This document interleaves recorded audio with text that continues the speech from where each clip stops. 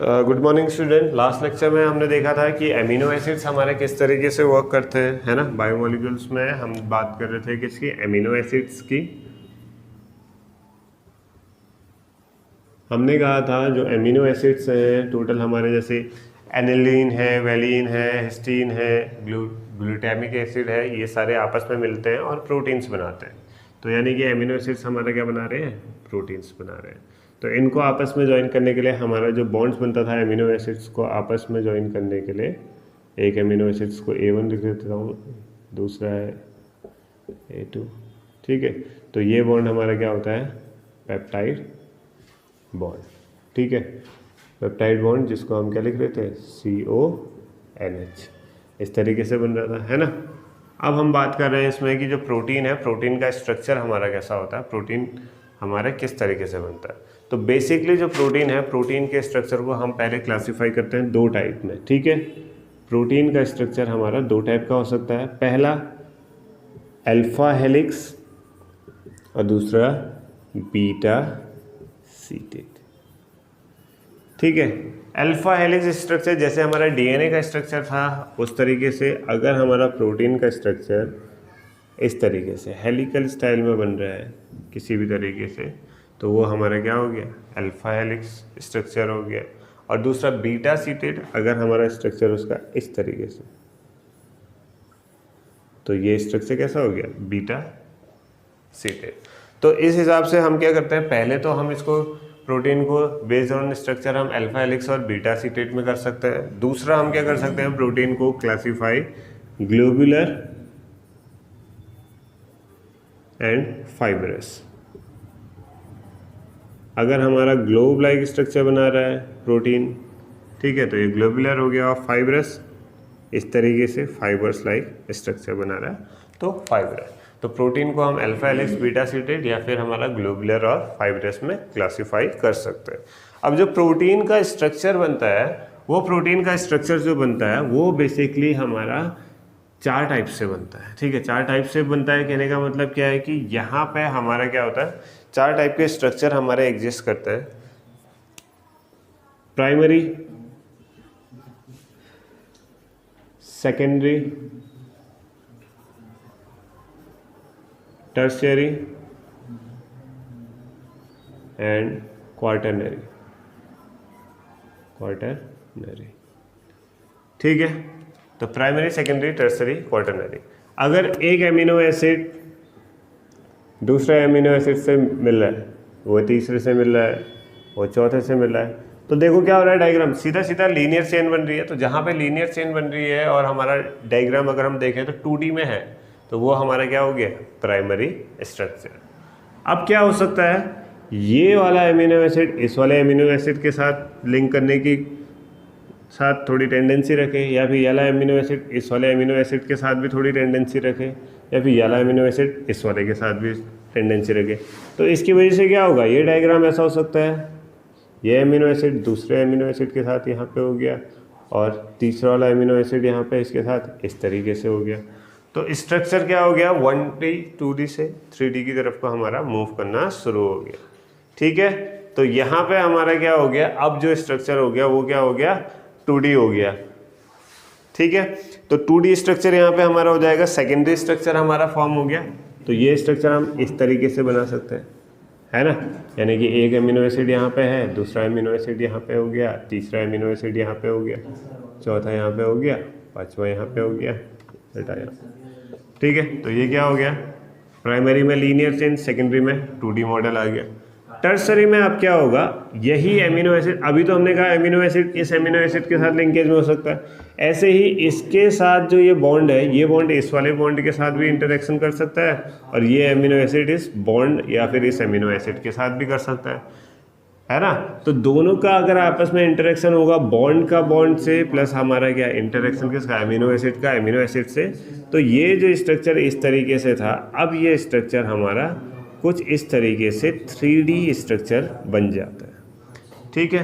तो ये जो 3D स्ट्रक्चर है ये हमारा क्या हो जाएगा, टर्शियरी स्ट्रक्चर हो जाएगा, ठीक है। तो ये हमारा क्या हो गया, टर्शियरी स्ट्रक्चर।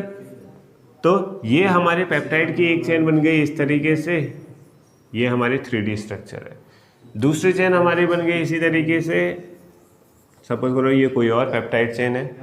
अब एक पेप्टाइड चेन ये है, एक पेप्टाइड चेन ये है, ये दोनों पेप्टाइड चेन आपस में जुड़ जाती है, तो ये एक स्ट्रक्चर बना रही हैं इस तरीके से, है ना। एक से ज़्यादा पेप्टाइड चेन मिलके दो, तो इस स्ट्रक्चर को हम क्या कहते हैं, क्वार्टरनरी स्ट्रक्चर। ठीक है, तो ये हमारा क्या हो गया, क्वार्टरनरी स्ट्रक्चर।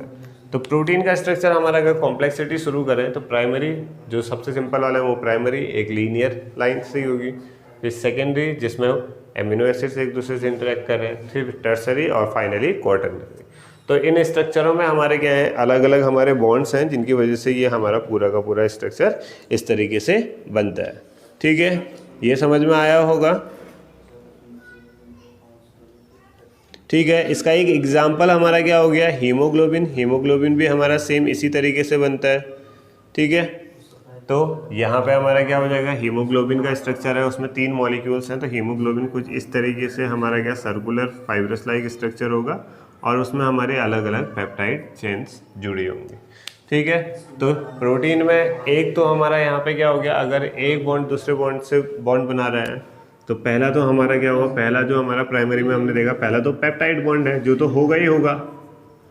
पेप्टाइड के अलावा दूसरा क्या हो सकता है, एक मॉलिक्यूल दूसरे से रख रहा है तो इंटर मॉलिक्यूल या इंट्रामॉलिक्यूलर हाइड्रोजन बॉन्डिंग हो जाएगी। इसके अलावा हमारा क्या होता है, जो सल्फर होते हैं, सल्फाइड, कुछ एमिनो एसिड्स में सल्फर होता है तो वो क्या बनाते हैं, disulphide bond, disulphide bonds. ठीक है, तो वो क्या बनाएंगे, डाई सल्फाइड बॉन्ड। तो इस तरीके से हमारे डिफरेंट टाइप के इसमें हमारे क्या बॉन्ड्स बनते हैं और ये जो स्ट्रक्चर है हमारा इस तरीके से बनता है। तो ऑल टोटल हमने इस चैप्टर में ये सारी चीज़ें देख ली। इसमें एक और चीज़ हमारी जो इम्पोर्टेंट आती है वो क्या आती है, एंजाइम्स। तो एंजाइम्स हमारे क्या होते हैं, प्रोटीन का एक टाइप होता है। ठीक है, प्रोटीन के ही हमारे टाइप क्या होता है, एंजाइम, जो कैटालिटिक रिएक्शन को इंक्रीज करने का काम कर रहे हैं। तो एंजाइम जो होते हैं वो एंजाइम हमारे क्या करते हैं, रिएक्शन के रेट को बढ़ाते हैं। तो एंजाइम हमारे वर्क करते हैं किस पे, लॉक एंड की मैकेनिज्म। ठीक है, लॉक एंड की मैकेनिज्म क्या कहता है कि हर एक ताले के लिए एक चाबी बनी रहती है।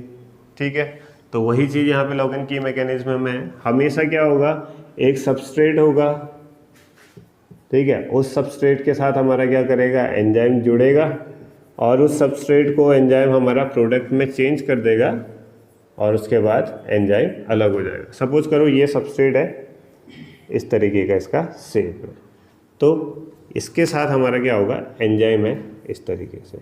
अब ये दोनों ऐड होंगे एक साथ। ठीक है, तो ये स्ट्रक्चर हमारा कुछ इस तरीके से बनेगा। यहाँ पे एंजाइम को बाइंड करने के लिए एंजाइम बाइंडिंग साइट्स होंगी, ये दोनों आपस में मिलेंगे और एज ए रिजल्ट ये दोनों एक प्रोडक्ट बना देंगे। सपोज करो वो प्रोडक्ट हमारा कुछ इस तरीके से बन गया और ये प्रोडक्ट बन गया और जो एंजाइम है वो अब हमारा हट जाएगा। ठीक है, तो इसको हम कहते हैं क्या, लॉक एंड की मैकेनिज्म। ये जाएगा इसके साथ लॉक कर देगा। अब यहाँ पे रिएक्शन शुरू हो जाएगी। रिएक्शन शुरू होने की वजह से क्या होगा, एंजाइम और सबस्ट्रेट में से यहाँ पे प्रोडक्ट बन जाएगा और फिर ये अलग हो जाएगा। तो ये क्या है, सबस्ट्रेट, ये है एंजाइम। सबस्ट्रेट एंजाइम, यहाँ पे क्या बन जाएगा, सबस्ट्रेट एंजाइम कॉम्प्लेक्स और फिर हमारा क्या बन जाएगा, प्रोडक्ट अलग बन जाएगा और एंजाइम हमारा अलग चले जाएगा। ठीक है, तो ये हमारा क्या हुआ, एंजाइम का। एंजाइम इंपॉर्टेंट इसलिए है क्योंकि एंजाइम बॉडी में कैटालिटिक एक्टिविटी करते हैं। जैसे हमने बहुत से एंजाइम्स के बारे में पढ़ाया है 10th क्लास तक भी। डाइजेस्टिव सिस्टम में हमारे होते हैं लाइपेज, काइनेज, ये सब चीज़ें। तो ये इस तरीके से लॉक एंड की मैकेनिज्म के बेसिस पे हमारा होल्ड करती है। ठीक है, तो इसके साथ हमारा क्या है, ये चैप्टर यहाँ पे वाइंड अप करते हैं। नेक्स्ट में हम देखेंगे कि फिजियोलॉजी इन एनिमल्स के बारे में। तो थैंक यू फॉर वॉचिंग।